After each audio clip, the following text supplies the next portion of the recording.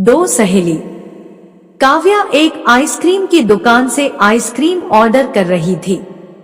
वो जहां खड़ी थी वहां से थोड़ी ही दूर रास्ते पर एक चमचमाती कार आकर रुकी। इस कार में से एक कपल बाहर आए जो पास के मॉल में जाने लगे। उस महिला की नजर आइसक्रीम ले रही काव्या पर पड़ी। वो उसके पास गई और उसके कंधे पर हाथ रखकर बोली, अरे काव्या, तू? कितने सालों के बाद मुलाकात हुई है हमारी। काव्या ने उस महिला को पहचान लिया। वो कोई और नहीं, उसकी कॉलेज की सहेली कविता थी। कविता को देखकर वो खुश हो गई और उसकी ठाट बाट वाली जिंदगी से उसे खुशी भी हुई और मन ही मन अपनी जिंदगी से तुलना करने से दुख भी। कविता ने उससे उसका हालचाल पूछा और वो वहां क्या कर रही है वो भी।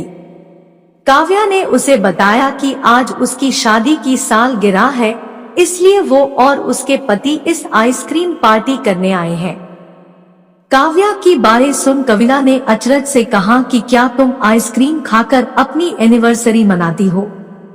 काव्या ने दुखी मन से कहा, हाँ, हमारी फाइनेंशियल कंडीशन अच्छी नहीं है, इसलिए हमें सोच समझकर ही खर्चा करना पड़ता है। कविता ने अपनी बड़ाई मारते हुए कहा कि उसका पति उसे एनिवर्सरी पर लंदन ले गया था। वो आगे बोली कि उन्होंने उसे ये डायमंड की घड़ी भी गिफ्ट दी। अपनी घड़ी दिखाने के लिए जब उसने अपना हाथ ऊपर उठाया तो उसके हाथ में वो घड़ी नहीं थी।